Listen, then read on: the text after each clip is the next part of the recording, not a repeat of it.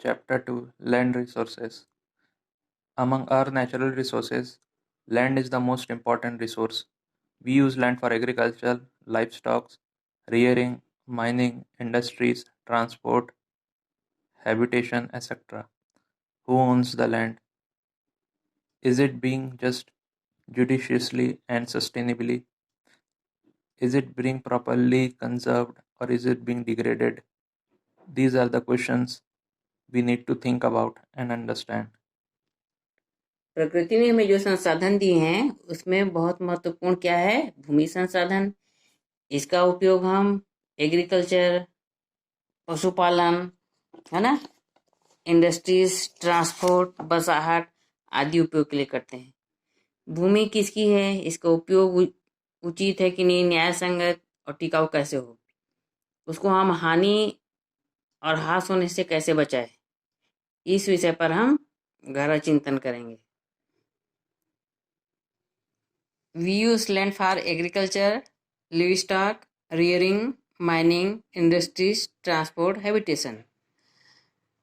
These are questions we need to think about and understand. तो इस lesson में हम इसके बचाव के बारे में बताएंगे। Land use in India. Every country or province use its land in different ways. Some land is farmed, some is used to build urban habitation, some is used for industries, and some is covered by forest.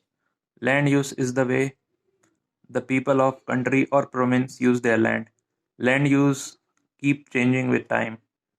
India total geographic area is 32.8 lakh square kilometer. Only 93% of this land has been surveyed for land use. The two diagrams below explain land use in whole country and the changes in land use since independence. हम देखते हैं कि जो मौजूद भूमि है, जमीन है, उनका विभिन्न तरीकों से उपयोग किया जाता है। जैसे कृषि की जाती है तो अन्य भाग पर शहर बसे हैं, तो कहीं कारखाने लगे हैं या फिर वो वनों से आच्छादित होते हैं। किसी भी देश या प्रदेश के लोग उस भूमि का उपयोग करते हैं, उसे क्या कहा जाता है? भूमि उपयोग कहा जाता है। ये उपयोग हमेशा एक जैसा नहीं होता है, समय के साथ बदलते रहता है। हम देखते हैं कि पहले वो जगह वीरान रहता है, फिर बिल्डिंग बन जाती है, कभी 1-2 साल के बाद आते हैं तो वहां देखते हैं कि इंडस्ट्रीज बन जाते हैं। इस प्रकार समय को देखते हुए जो लैंड है उसका यूज किया जाता है। इंडिया का जो जाग्राफिक एरिया है, भौगोलिक क्षेत्रफल 32.8 लाख स्क्वायर मीटर, जिसमें 93% है वो भूभाग का सर्वे किया गया। उसमें ये तालिका बनी हुई है, उसमें आपको बताया जाएगा कि किस तरह स्वतंत्रता के पहले और बाद में क्या बदलाव आया। तो ये है पास्चर मतलब चराई भूमि। चराई भूमि ये है फॉरेस्ट। पहले 14% था, अब वो 23% सरकार ने फॉरेस्ट के लिए यूज करने के लिए कंपलसरी कर दिया है ना। उपवन भूमि जो बाग बगीचे के लिए किया जाता है, अब उसको 1% रखा गया है। एग्रीकल्चर 42% में पहले एग्रीकल्चर के लिए जमीन को उपयोग किया जाता था, अब 46% है। 4% नॉन एग्रीकल्चर मतलब अकृषि भूमि 9%। फेलो जो बंजर भूमि जो कुछ काम की नहीं रहती है, जिसमें हम एग्रीकल्चर भी नहीं कर सकते, कृषि नहीं कर सकते, है ना, ना गार्डन के लिए उसको उपयोग कर सकते हैं, ना फॉरेस्ट के लिए उपयोग कर सकते हैं, उसे अकृषि भूमि कहा जाती है। बैरन 21%, बैरन मतलब पड़ती भूमि। तो ये, और इसमें आपका ये 1951 में सर्वे किया गया, उसमें लैंड यूज बताया गया है।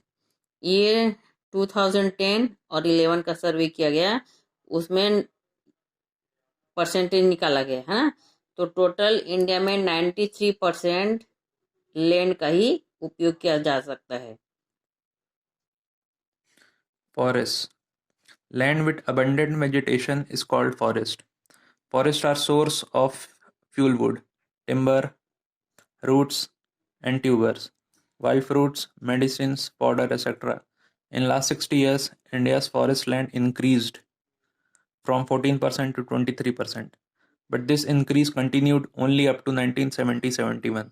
Since then, the area under forest has remained more or less constant.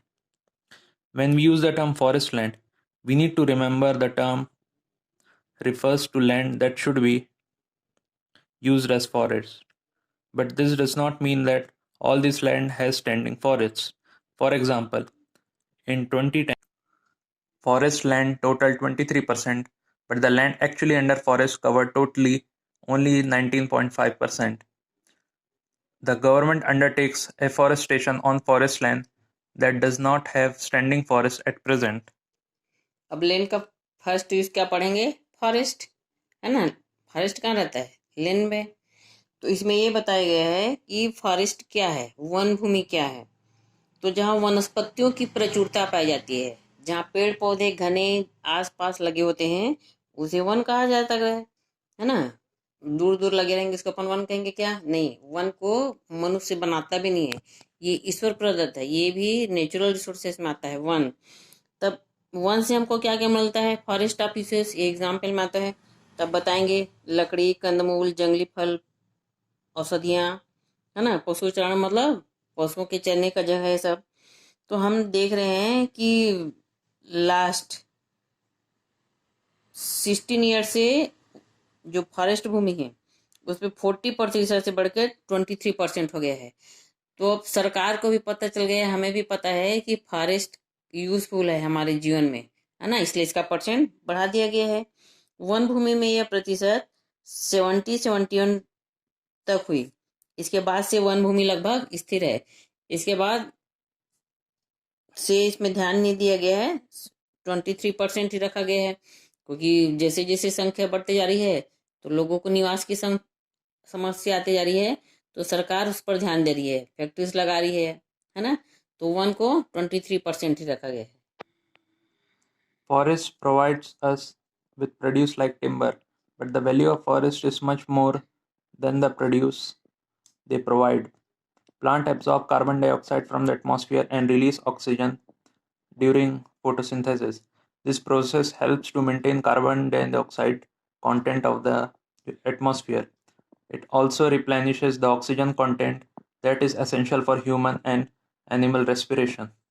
A stable oxygen carbon dioxide balance helps to stabilize atmospheric temperature. This is why forests are so important for our survival. Forests also help us to conserve our water resources and our habitat for wildlife. Loss of forests endanger our air, water resources, plants, and animals. आप तो सब जानते ही हैं, forest से हमें क्या मिलती है? टिम्बर्स, लकड़ियां। और इसके साथ साथ इसका महत्व उत्पादन से कहीं अधिक है। कैसे महत्व है? ये वायुमंडल से कार्बन डाइऑक्साइड का अवशोषण कर ऑक्सीजन को क्या करते हैं? ग्रहण करते हैं। और आपको पता ही है ऑक्सीजन हमारे लिए, ह्यूमन बीइंग के लिए कितना इंपॉर्टेंट है ना। इससे वायुमंडल में कार्बन डाइऑक्साइड की मात्रा क्या रहती है? स्थिर रहती है, एवं ऑक्सीजन का नवीनीकरण होता रहता है, रिन्यूएबल होता रहता है। रिन्यूएबल कैसे होगा? जो पेड़ पौधे हैं कार्बन डाइऑक्साइड छोड़ते हैं, उसको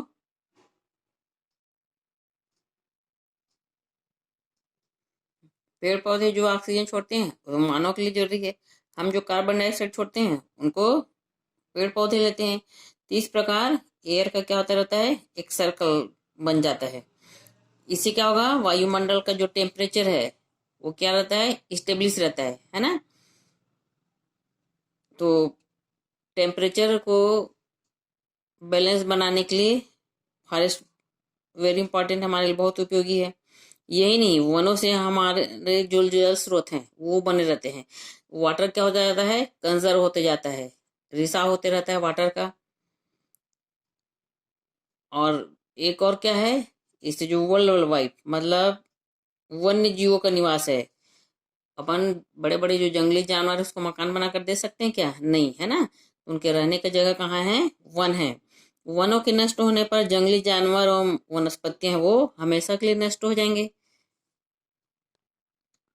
At least 33% of the country should be under forest cover to ensure environmental stability. But In 1987, only 19.49% of India's land was under forest. After intensive efforts, the total average of forest land increased to 21.23% in 2013. Forest cover varies from state to state. Chhattisgarh is among the states with high forest cover. 41.75% of its area is under forest. In contrast, Uttar Pradesh has just 5.7% and Odisha has 31.36% under forest. The northeastern states such as Nagaland, Manipur, Mizoram, Meghalaya, etc. have the maximum forest cover ranging from 70 to 83%. Environmental stability के लिए कम से कम 33% होना चाहिए। जो जमीन है one के लिए जो 33% होना चाहिए, परंतु अभी भारत में कितना परसेंट है? 19.49%। हम देखते हैं कि ये अलग अलग क्षेत्रों में वनाच्छादित कई प्रकार के पाए गए हैं।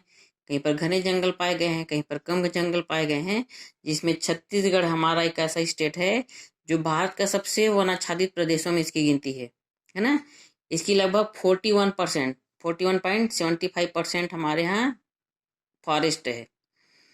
वैसे हम देखते हैं उत्तर प्रदेश में ओनली 5.7%, उड़ीसा में 31.36%, the northern eastern states such as Nagaland, Manipur, Mizoram, Meghalaya, etc.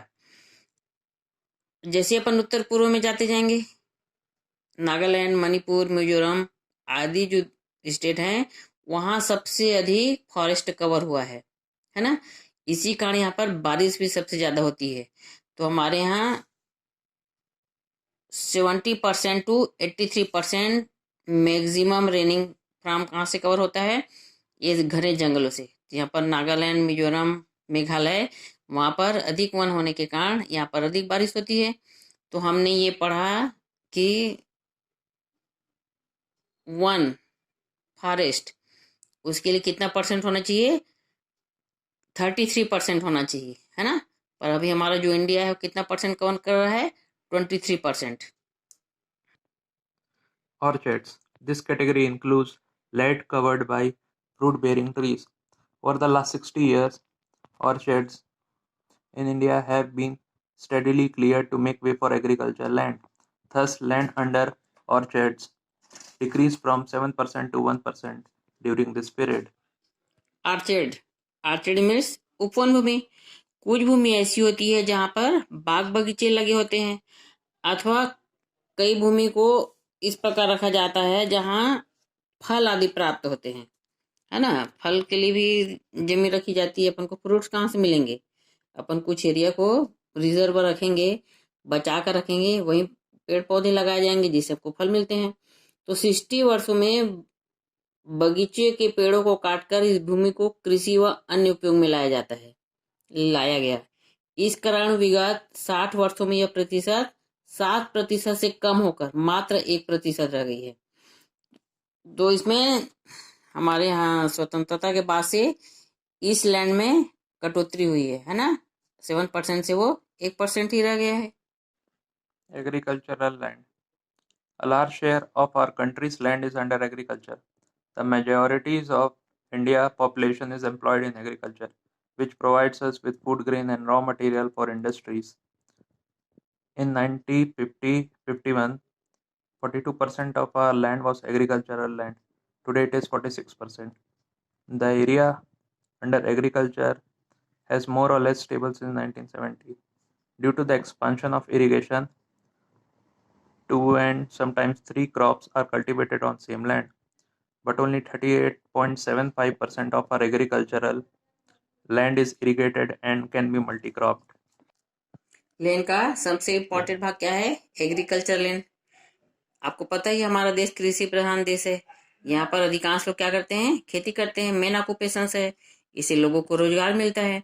कृषि भूमि से ही हमें क्रॉप्स मिलते हैं, है ना, अनाज मिलता है। और कुछ लोगों को कच्चा माल भी प्राप्त होता है। कच्चा माल में क्या जाएगा? आपका कॉटन, है ना, जितने भी ऑयल सीड्स हैं, बीज हैं, वो सब हमको किससे मिलता है? एग्रीकल्चर से मिलता है। अब 50-51 में 42% भाग पर पहले कृषि होती थी। आज कितना हो गया इसका percent? 46%।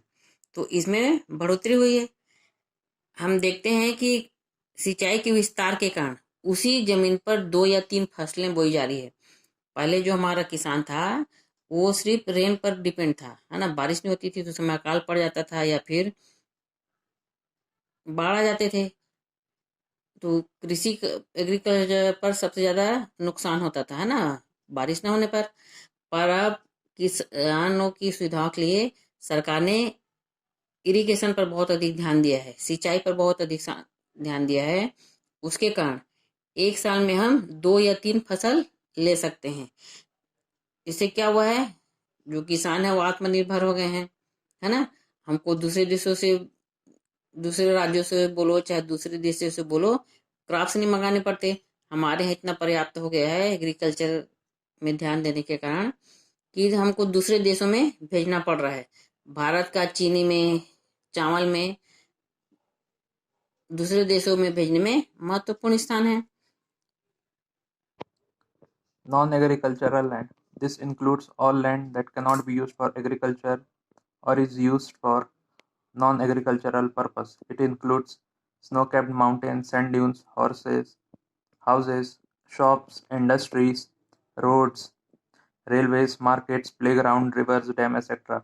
Industrialization, urbanization, and the growth of transport has increased land use under this category from 4% in 1950-61 to 9% in 2010-11. Today, there is growing demand to acquire agricultural land for industrialization and urban development.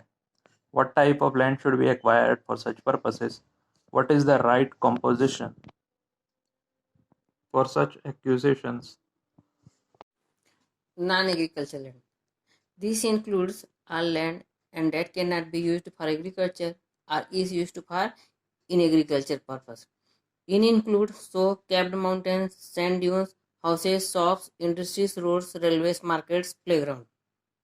इसके अंतर्गत ऐसी भूमि या जमीन को गिनी जाती है जिन पर खेती नहीं की जा सकती तथा जिसे गैर कृषि उपयोग में लाया जाता है, जैसे रेत के टीले, पर्वत, मकान, दुकान, उद्योग, सड़क, रेल मार्ग, बाजार, खेल का मैदान, तालाब, नदी आदि कृषि भूमि है। उसको किस में ले जाता है? नॉन एग्रीकल्चर लैंड में। Industrialization, urbanization, and growth of transport has increased land use under this category for 4% in 1950 to 61 to 9% in 2010 to 11। तो इसमें क्या बताया गया है कि धीरे धीरे आप देख रहे हैं कि विगत वर्षों से औद्योगिकरण और नगरीकरण में यातायात की वृद्धि के कारण जो अकृषि भूमि है उसका तेजी से विस्तार हुआ है। और राष्ट्रीय भूमि का जो उपयोग है 1950 में कितना था? 4% था, है ना। अब वो 2011-10-11 में 9% रह गया है। Today there is growing demand to acquire agriculture land for industrialization and urban development. What type of land should be acquired for such a process? तो इसमें बताया गया है कि धीरे धीरे हम क्या देख रहे हैं, आज कृषि कार्यों में जैसे अकृषि कार्य है, उसके अलावा भी भूमि के लिए हम बहुत सारे उपयोग करते हैं, हमने बताया ना। तो औद्योगिकरण, नगरीकरण इत्यादि कार्यों के लिए इस कृषि भूमि की मांग क्या होती जा रही है? बढ़ती जा रही है। ऐसा लगता है कि सरकार को भी लग रहा है, लोगों को भी लग रहा है कि इस भूमि को अपन यूजलेस ना करें, इसका कुछ उपयोग करें। ऐसा सोचकर इसकी मांग क्या होती जा रही है? अकृषि भूमि की धीरे धीरे बढ़ती जा रही है। What type of land should be acquired for such purpose? तो इस भूमि के लिए, है ना, इस कार्य के लिए किस भूमि को बदला जाए? What is the right compensation for such acquisition? और इसके बदले में किसानों को कितना मुआवजा दिया जाए, इस पर आज गहन अध्ययन किया जा रहा है। This question are matter of national debate. ये राष्ट्रीय स्तर का विवाद बन गया है कि किसानों को इसके लिए कितना मुआवजा दिया जाए ताकि उनको भी नुकसान ना हो और उद्योग धंधे खोलने में गवर्नमेंट को भी नुकसान ना हो। If fertile multi crop land is acquired, इसके लिए अगर बहु फसली जमीन पर उद्योग लगे जा रहे हैं तो उसका किस पर प्रभाव पड़ेगा? फूड ग्रेन अगर वाली जगह को अपन एग्रीकल्चर है उसको अपन इंडस्ट्रीज के लिए उपयोग किया जाएंगे तो क्या होगा? इसका प्रभाव खाद्य सुरक्षा पर पड़ेगा, देश की उन्नति पर बढ़ेगा। अतः केवल कम उपजाऊ वाली जमीन है उसको उपयोग में लाया जाए, है ना। इस पर विवाद चल रहा है। किसानों को कितना मुआवजा दिया जाए, कितना नहीं दिया जाए। अगर किसी की जमीन के उपयोग को बदला जाता है तो उसकी कीमत क्या हो जाती है? दुगनी हो जाती है। लेकिन किसानों का मुआवजा कृषि भूमि के आधार पर निर्धारित किया जाता है। एक सरकार का भी हर लैंड का उन्होंने क्या कर दिया है? रेट निर्धारित कर दिया है ना, ताकि ये सरकार को भी लॉस मत हो और किसानों को भी ना हो। तो मुआवजा किसान का जो मुआवजा है कृषि के आधार पर निर्धारित किया जाता है। इससे किसान को अपने जमीन के बढ़े हुए मूल्य का फायदा नहीं मिल पाता है। तो इस लेसन में, इस चैप्टर में हमने पढ़ा कि अकृषि भूमि को कैसा यूज किया जाए। अब नेक्स्ट पढ़ेंगे फेलो लैंड। अक्सर किसान क्या करते हैं, कुछ जो जमीन रहती है ना, उसकी उर्वरता क्षमता को बढ़ाने के लिए क्या करती है, इसको घूस देने के लिए सरकार क्या कर देती है, किसानों को बोला जाता है। किसान को खुद लगता है कि इस जमीन में उत्पादन ज़्यादा नहीं हो रहा है, अपन मेहनत कर रहे हैं, उसके हिसाब से इसमें फर्टाइल ज़्यादा नहीं है, तो वो खुद छोड़ देती है। कोई 1 साल के लिए छोड़ती है, कोई 2-4 साल के लिए छोड़ती है, उसको फेलो लैंड कहा जाता है। Farmer often leave there less fertile land fallow to us that the land can recoup its fertility. Fallow land can be divided into 2 categories. तो हम देख रहे हैं कि अक्सर किसान क्या करते हैं, कमजोर जमीन को पड़ती छोड़ देते हैं ताकि भूमि की उर्वरता क्षमता फिर से बढ़ जाए। अगर हम दिन भर काम करेंगे तो हमको थकान आएगी ना, इसलिए हम रात में रेस्ट करते हैं, हमको एनर्जी मिले। वैसे ही जमीन के लिए किया जाता है कि अपन लगातार उसमें 1 फसल 2 फसल 3 फसल नहीं ले सकते, है ना। उसकी उर्वरता क्षमता क्या हो जाती है? कम हो जाती है। तो अभी इसको 2 भाग में, 2 कैटेगरी में अपन डिवाइड कर रहे हैं, current fellow and old fellow. Current means वर्तमान प्रतिभूमि, ओल्ड फेलो मतलब पुरानी प्रतिभूमि। अब वर्तमान में क्या होता है, current fallow is land that has been left cultivated for 1 year. इसमें क्या कहा जाता है, वर्तमान प्रतिभूमि जो केवल 1 वर्ष के लिए प्रति बनाई जाती है, 1 वर्ष के लिए छोड़ दिया जाता है। This is usually done to show that the soil can be accumulate humus which improves land fertility. इसमें क्या होता है, वर्तमान भूमि जो केवल 1 वर्ष के लिए छोड़ा जाता है उसमें उसकी ह्यूमस की मात्रा की वृद्धि होती है। ह्यूमस की मात्रा की वृद्धि होने से क्या होता है, उसमें जो फर्टिलिटी की क्वालिटी पाई गई है वो इम्प्रूव हो जाता है, बढ़ जाती है, उसकी उर्वरता क्षमता बढ़ जाती है। Old fallow include land has been left uncultivated for more than a year. पुरानी वर्ती भूमि में क्या होता है, जो 1 से अधिक वर्षों के लिए छोड़ दिया जाता है, उसमें कुछ नहीं किया जाता, कोई भी फसल कोई भी क्रॉप नहीं उगाए जाते हैं। पुरानी पड़ती पर कृषि का विस्तार नहीं होने पर यह भूमि क्या हो जाती है, बंजर रूप में कन्वर्ट हो जाती है। अपन किसी भी चीज को उपयोग नहीं करेंगे तो यूजलेस हो जाता है ना, वैसी लैंड के ऊपर ही होता है। अगर हम उसमें कोई क्रॉप्स नहीं उगाएंगे तो क्या हो जाता है, वो बंजर बन जाती है। और आज भारत में इसका कितना परसेंट है, 8%। 8% हमारे यहाँ जो जमीन है वो बंजर है, इसका कुछ उपयोग नहीं हो रहा है। अब इसके बारे में पढ़ेंगे बेरन लैंड। बेरन लैंड को भी 2 टाइप से में डिवाइड किया गया है ना। One is land with minimal possibility for agriculture. इसमें ऐसी कृषि की संभावना जिसमें कम होती है। अपन उसमें किसान जो है वो मेहनत कर रहा है, उसको फर्टिलाइजर करने की कोशिश कर रहा है, उसमें केमिकल डाल रहा है, उसके बाद भी देख रहे हैं कि उसमें अपन कुछ नहीं कर सकते, उस भूमि को बंजर भूमि कहा गया है। जैसे पहाड़ है, रॉकी हिल्स, लैंड रिवेंस, तो इसमें क्या कर सकते हैं, कुछ नहीं किया जा सकता। ऐसे लोग, ऐसे जमीन पे। The other land can be improved through soil and moisture conservation work for forestry and agriculture. तो इस जमीन को वानिकी और कृषि योग्य बनाया जा सकता है ना। कुछ ऐसी भूमि होती है जिससे पहले कृषि तो की जाती थी, किंतु क्या हो गई है, वो बंजर हो गई है रखे रखे। बढ़ती जनसंख्या के कारण भरण पोषण के लिए इसका उपयोग किया जा सकता है। अब क्या हो रहा है, हमारे देश का पॉपुलेशन बढ़ते जा रहा है, पॉपुलेशन बढ़ेगा तो हमारी आवश्यकता भी बढ़ेगी, है ना। अनाज की भी अनाज चाहिए लोगों को ज़्यादा, तो इसके लिए क्या कर रहे हैं, इसका उपयोग करना है, सरकार चाह रही है, तो उसको उन्नत तरीके से कृषि भूमि में परिवर्तित किया जा रहा है ना।